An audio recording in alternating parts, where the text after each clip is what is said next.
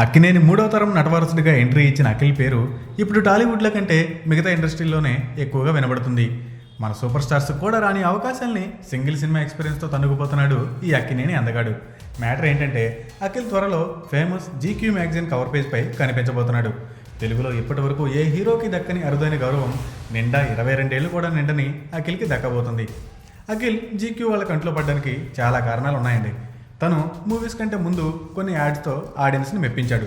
Titan యాడ్తో దేశవ్యాప్తంగా famous అవడమే కాకుండా mountain డ్యూకి national wide brand అంబాసిడర్గా కూడా వ్యవహరించాడు. దీనికి తోడు సీసీఎల్ టోర్నమెంట్లో తన కెప్టెన్సీలో తెలుగు వారియర్స్ని 2 సార్లు విజేతగా నిలిపాడు. దీంతో అఖిల్ క్రేజ్ కొండెక్కి కూర్చుంది. ఈ క్రేజే సిసింద్రిని జీక్యూ కంటపడేలా చేసింది.